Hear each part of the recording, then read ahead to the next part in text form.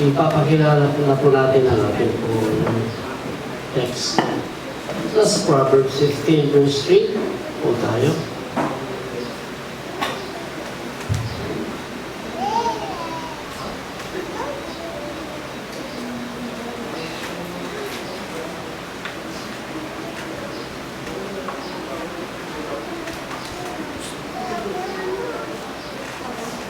The eyes of the Lord are in every place, beholding the evil and the good. The eyes of the Lord are in every place, beholding the evil and the good.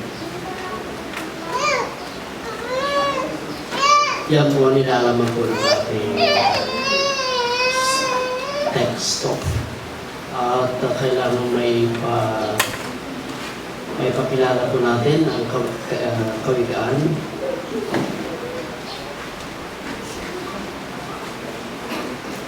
Para po sa karagdagang kaliwanagan po at para lumuwang pa po ang bahaging yan ng kawikaan, ay pinabuti ko pong pinuntahan ang mga bahagi pa ng kasulatan na kung saan nakaugnay ang kawikaan ito. 15 verse 3. Habang nagpapatuloy po tayo ay mababanggit po natin ang mga bahagi po ng kasulatan na magbibigay po sa atin pa ng karagdagang kaalaman sa bagay na yan. Kaya sasangguni tayo sa mga aklat na ating binabanggit o babanggitin. At yung itong text po natin ay isang, alam natin ang banal na kasulatan na isang napakabanal na mga salita ng Diyos.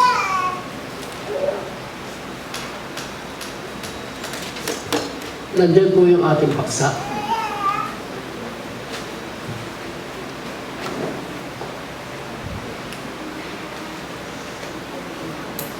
Ayon po sa nakasulat sa aklat po ng Kawikaan chapter 15 verse 3, ang sinasabi po ng Kawikaan, ulitin po natin, the eyes of the Lord are in every place. Hindi lamang po ipinapakilala ng Kawikaan na ang Diyos ay sumasalakat ng bagay o sumasalakat ng dako. Tama po, ang Diyos ay sumasalakat ng dako. The eyes of the Lord are in every place. Walang sinumang tao dito sa digdig, nilalang dito sa digdig na mayroong ganitong kakayanan. Ang Diyos lamang ang may kakayanan na ang bawat lugar ay napupuntahan ng paringin.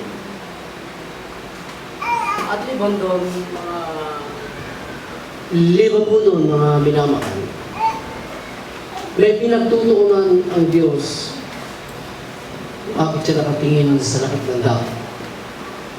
Ay nakatingin ang Diyos sa mabuti at sa mga masama. At dahil ang Diyos ay sumasa sa lahat ng lugar at nakatingin ang Diyos sa mabuti at masama, nandyan po yung paksa natin. Nakatingin ang Diyos sa atin. Nakakalimutan natin minsan. Baka madalas natin nakakalimutan ang katotohanan na ito, na ang Diyos ay nakatingin sa atin. Tignan niyo ang mga salitang ito. Pakinggan niyo ang mga salitang ito, mga kapatid kay Kristo Jesus. May mga magulang na ang nais ay mawala sa kanilang landas, sa kanilang mga anak. Dahil may mga magulang nang gusto ay sundin ng kanilang mga nais na balugtok sa harapan ng Diyos. At ang mga anak na ito ay sila ang pumipigil sa mga magulang na ito na balugtot ang kaisipan.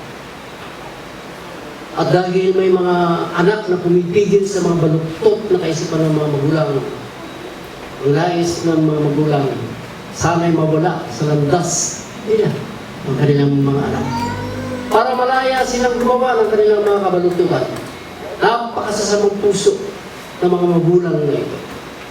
Kaya hanggat maaari, ayaw nilang makasama ang kanilang mga anak. Dahil ang mga anak ay mas malilino ang kanilang mga pag-iisip kaysa sa mga magugulang.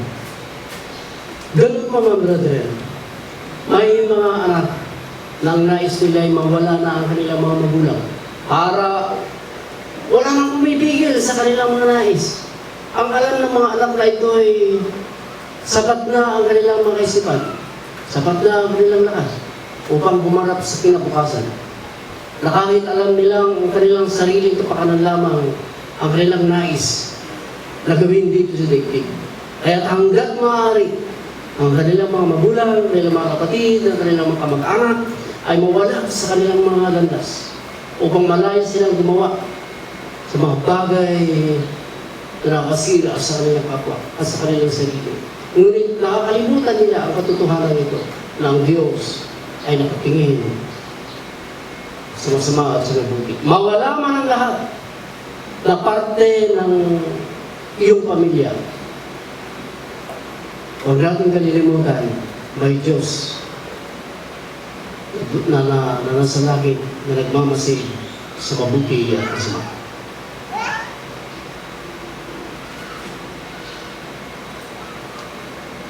Nakatingin ito, wala nang pag-anilangan pa. Sino ang tinitignan, Pastor? Saan nakakili ang kanyang mga mata? Kapwa sa mabuti at sa mga masasamang tao. Walang nakakaligtas sa kanyang paningin sapagkat may abilidad ang Diyos na ang kanyang paningin ay nasa lahat ng tao. May abilidad ng Diyos na nakalalaman niya ang lahat. Kaya walang sino man tao nakakaiwas doon sa kakayanang ito ng Diyos. Kamaya, babasahin po natin ang Hebrews chapter 4, verse 13. May ilalagay natin ito sa maayos. Ang kawikang ito, brethren, ipapakilala ko pa ng karagdagan. Noong hindi ba ito nasusulat, at pagkatapos din nasulat ang kawikang ito, ang kawikang ito ay binagtas ang mga mabuburol na bahagi ng Israel, maging ang kapatagan na parte ng bansang Israel. Umikot ito sa buong daigdig pagkatapos sa Israel. Hindi nagkulang ang mga guru ng Diyos, ang mga propeta, upang bitawan ang announcement na ito. Ano din yung announcement? Panawagan na ito? Hindi. Ang announcement na ito na nasa kangkaan ay dinala ng mga prophets, kabundukan at kapatagan. Walang sino mang tao na hindi nakarinig nito. At tinatanong ko sa ating sarili, ano bang meron nito na binipisyo ng mga tao noon sa panahon na yan, na maaari ding maging pakinabang sa atin sa panahon ito. At sa akin palagay ay napakalaking pakinabang po ito, sapagkat ito'y naglalaman na isang babala sa lahat ng tao. Babala. Ginawa ko itong babala sa lahat ng tao, sa mga wicked at sa mga good na tao.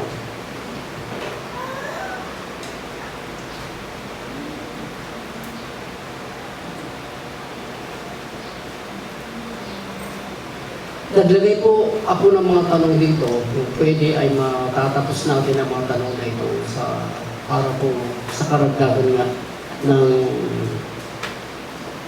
ng ikalilinaw po ito.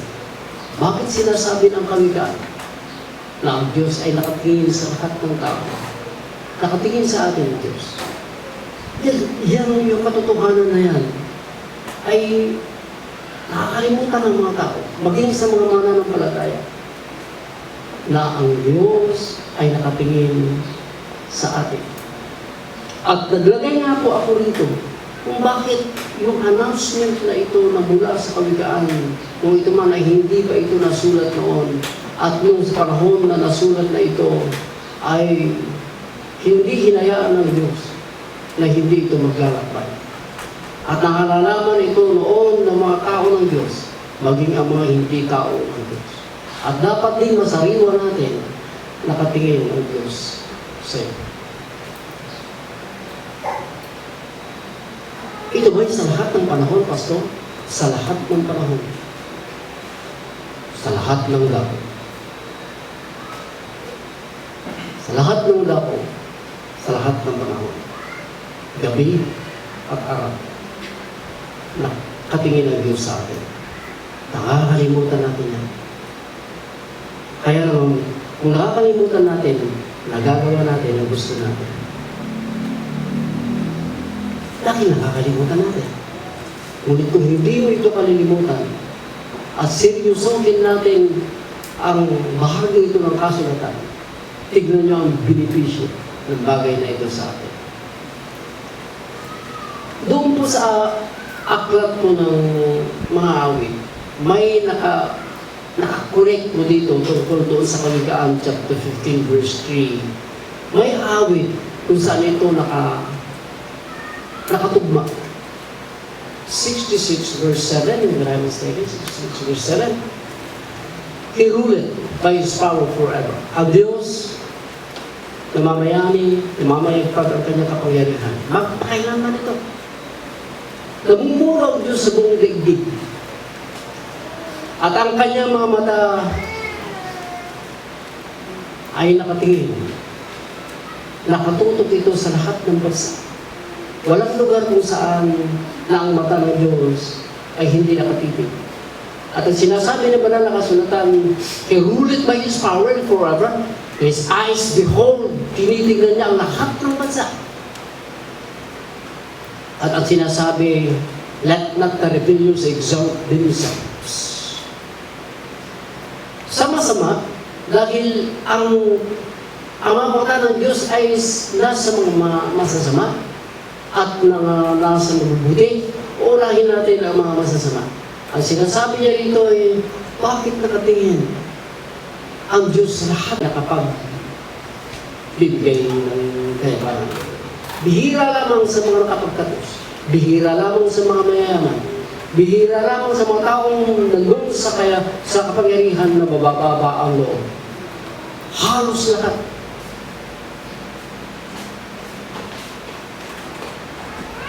Ay mga mayayaman.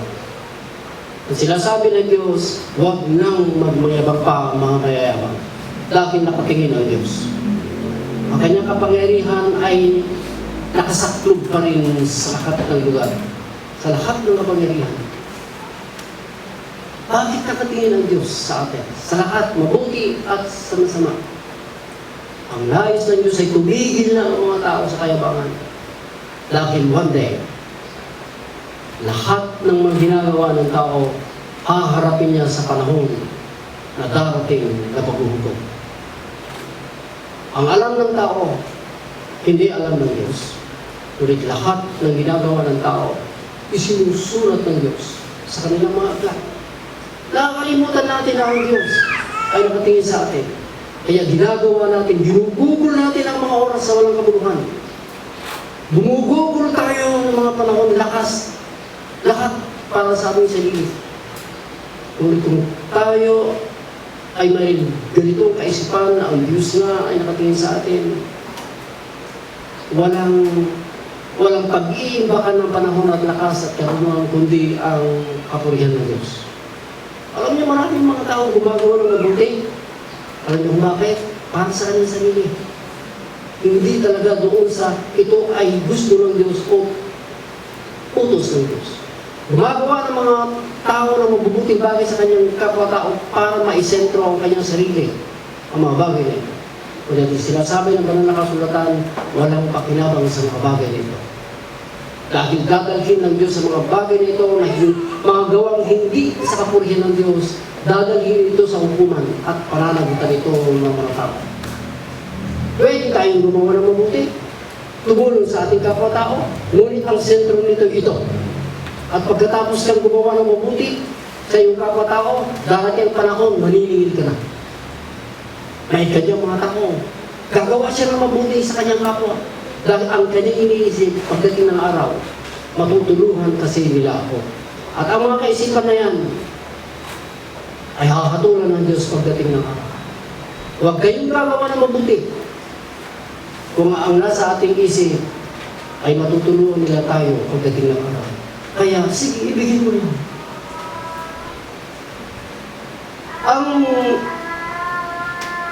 Ang mata ng Diyos ay nakatingin sa lahat ng tao.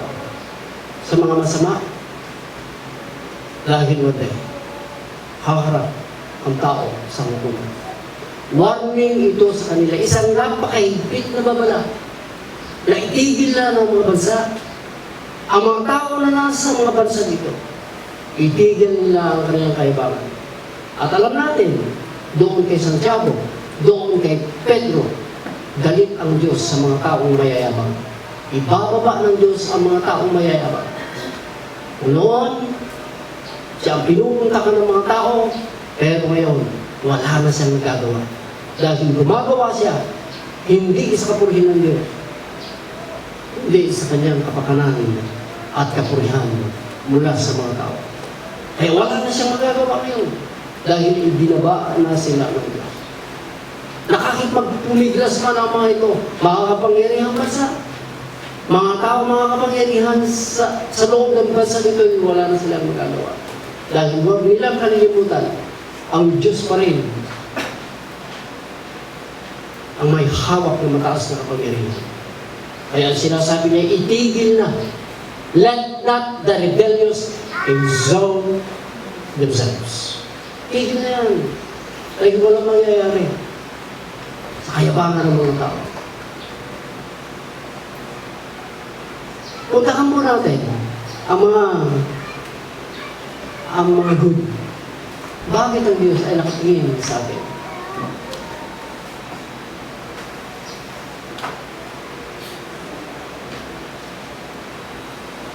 Kung paano ang mga masasama ay binabantay ng Diyos dahil nakatingin ang Diyos sa mga masama.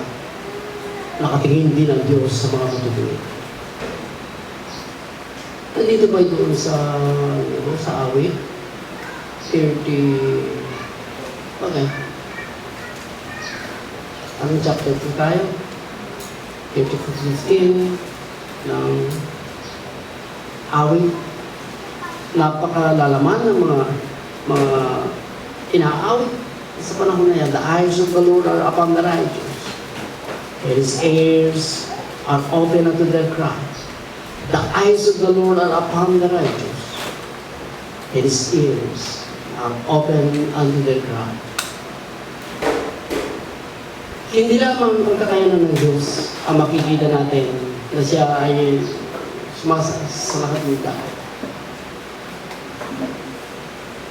Ano yung concern? Nakalimutan ko yung concern. Concern ang Diyos sa mga matutuloy. Kung paano nagbibigay ng Diyos ng panahon sa pagmamatiyag sa mga balugtot ng tao, masigit. Nagbibigay siya ng gabi at araw sa mga matutuloy. Liban doon sa nakikita niya ang mga matutuloy, nakabukas ang pandinig ng Diyos sa kanila. Huwag natin kalilimutan. Ano bang meron dyan, Pastor? Na ang mata ng Panginoon ay nasa mga hud at sa mga nasa ibig. Nakatingin ang Diyos sa atin. Huwag sanang isipin walang silbi ang ating mga pagpapagal. Ang ating mga lakas na ating mga ginagamit sa ating pagsisilbi. Ang mga material at mga financial na ating ginugugol sa ating paglilingkod sa Diyos. May katuturan ang ating mga paglilingkod sa Diyos. Dahil una sa lahat, nakatingin ang Diyos sa mga matutuloy. Kung paano recorded ang mga ginagawa ng mga balugtot ng tao, nakatala rin ang mga mabubuting gawa natin sapagkat tayo ay lingkod ng Diyos. Sinasabi nito na walang sayang sa panahon natin na ginagawa, ginugugol sa ating pagsamba. Isang araw lang ba tayo sumasamba sa Diyos? Nakatingin ang Diyos sa atin, sa ating pagsamba. Yung pagtaas mo ng iyong kamay sa Diyos, lifting our hands to you, at nandun lagi ang iyong pandinig sa amin. Ano ba yung kanta natin? Nandun lagi ang iyong sagot, sapagkat ang Diyos ay sumasagot sa mga matutuwi. Kung hindi ka sinasagot ng Diyos, pasensyahan tayo. Dahil ang sinasabi ng mga nakasulatan, bukas na bukas ang pagdinig ng Diyos sa mga matutuwi. Bakit tayo hindi sinasagot? Dahil hindi ka rin ba sumasagot? doon sa mga naririnig natin na dapat natin gawin.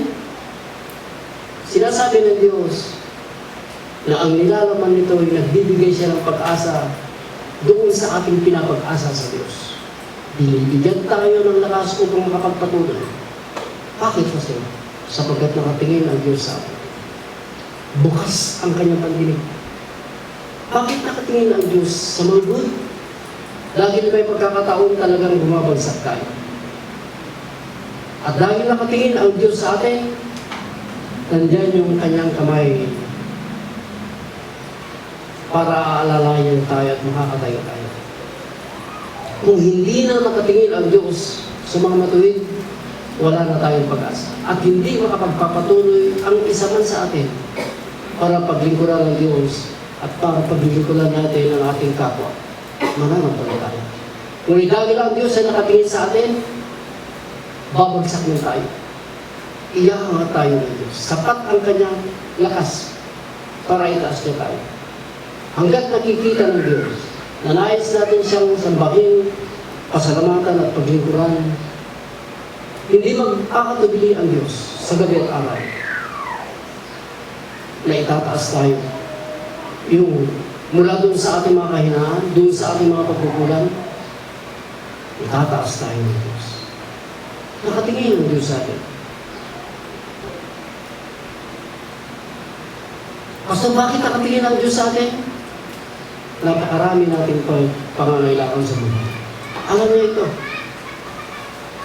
Kung naisali ko itong Matthew 6:32.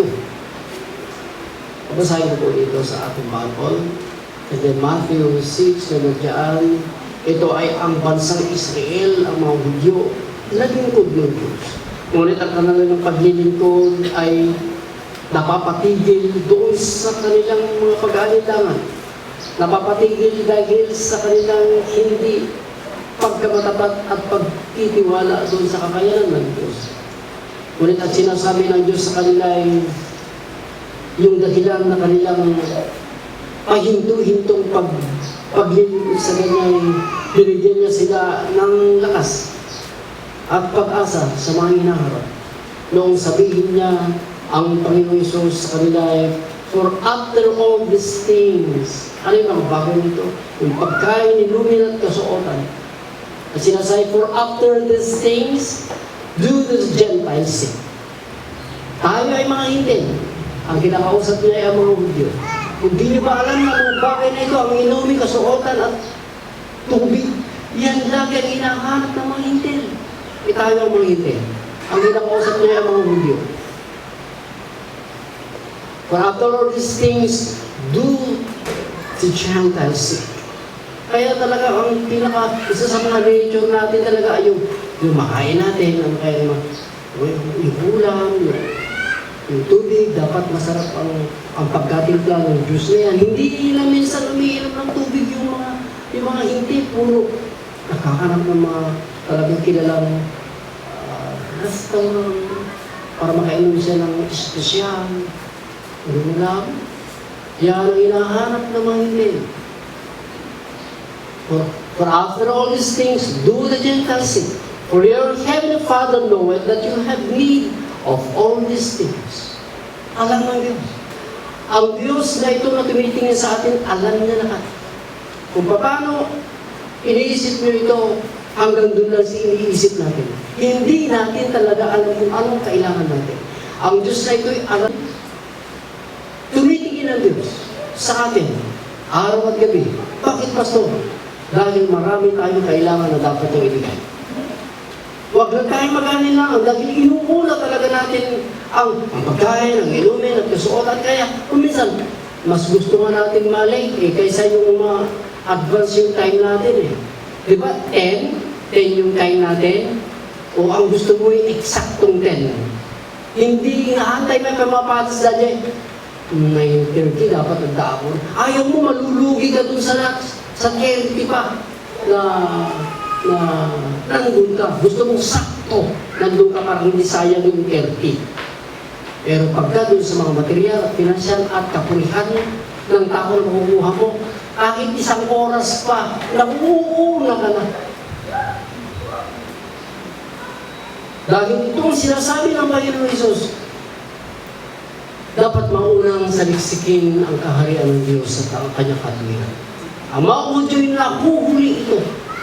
Number 4 na lang ito. But seek ye first the kingdom of God and His righteousness.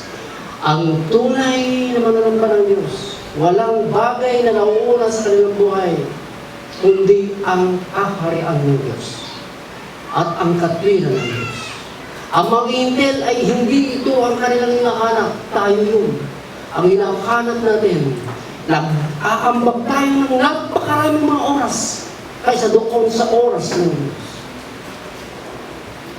Kaya nahuhuli ang saliksikin ng kaharian ng Diyos. Ang saliksikin, ang katwiran ng Diyos ay nahuli. Ang nauunay, ang kapurihan na mula sa tao. Ang tayo ay mangyan sa mga material at financial na bagay. Ang magilala tayo, at yan ay isang bagay na malaking kasalanan na ginagawa ng mga mananampalataya. Tinitignan tayo ng Diyos dahil alam niya ang lahat ng bagay na kailangan natin. Kaya huwag kayong matrobo niya. Huwag kayong mangamba dyan. Dahil alam ng Ama na nasa langit na kailangan natin. Bilang isang amang mabuti, hindi pa nakapagsasalita, hindi pa nakapaglalakad ang anak natin. Napakalayo na yung ating inihahanda para sa kanyang magandang kinabukasan. Amen?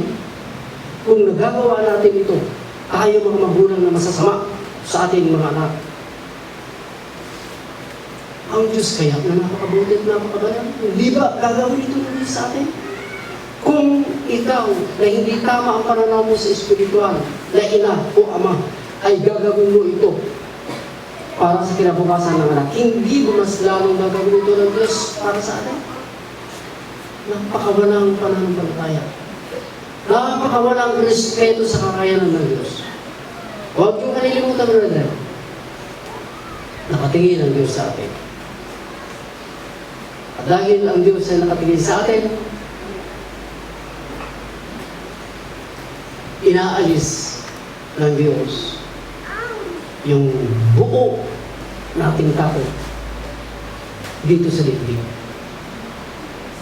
Ang Diyos ay nakatingin sa atin. Inaalis niya yung takot natin na nabubuhay dito sa dibdib.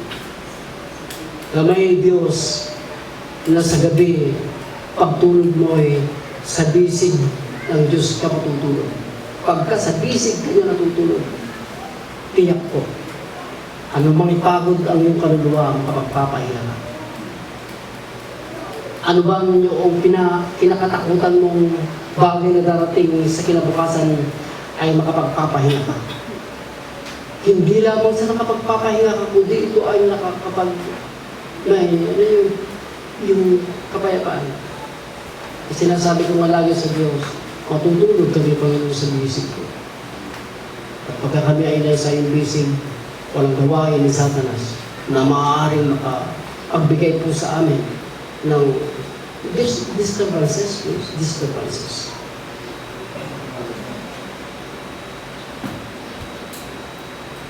Ang Diyos na nakatingin sa atin, huwag nyo kalilimutan niya. Brother, inaalis niya yung nagabundok na takot natin sa ginagawa. At nagbibigay siya ng gabundok na takot din sa atin. Kung inaalis niya ang gabundok na takot, mag-iimbak ang Diyos ng gabundok na takot sa ating puso. Dahil ang Diyos ay nakatingin sa atin. Brother, walang takot minsan ng mga mananampalataya. Ngunit ang pakay ng Diyos kung bakit siya nakatingin sa atin ay malagyan sana natin ng napakaluwang na lugar ang puso natin na may takot tayo sa Diyos.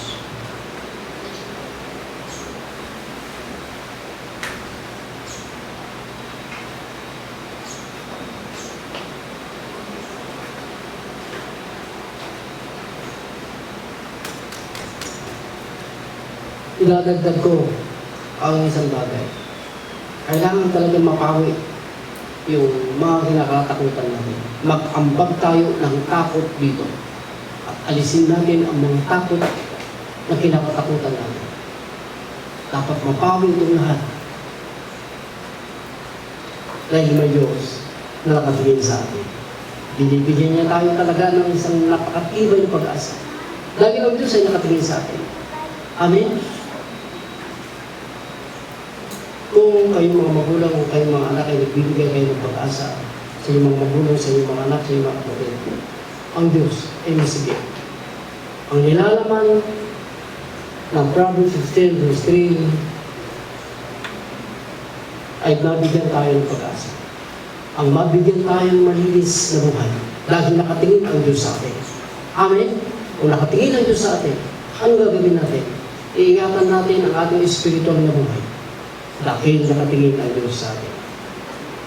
May mga lugar na hindi natin dapat puntahan, nakakasira sa ating pagiging isang Kristiyano. May mga salita na hindi dapat natin salitain na nakakasira sa ating pagiging isang Kristiyano. May mga gawa na hindi dapat natin gawin dahil nakakasira ito sa ating pagiging Kristiyano. At ang sinasabi ng Diyos, nakatingin ng Diyos sa atin. Amen? Malaking pag-asa ang naghihintay sa atin dahil may Diyos na nakatingin sa atin. Amen po? Let us pray. At dahil o Diyos nakatingin ka sa amin, lobin mo po o Diyos na matanggal, mapawi yung takot namin sa mga darating na mga araw. Marami po kaming kinakatakutang mga bagay. May mga pangamba po kami. Napapagod po ang aming mga kaluluwa, ang aming mga kaisipan. Ngunit dahil sa ikaw ay nakatingin po sa amin, nagbibigay po sa amin ito ng pag-asa at lakas. Na ikaw ay nandun sa mga araw na darating sa aming buhay, nandun ka sa mga gabi na darating sa aming buhay. Binibigyan mo po kami ng lakas na ipagpatuloy po namin ang aming paglilingkod sa iyo. Salamat po sa ngalan ng aming Panginoong Jesus.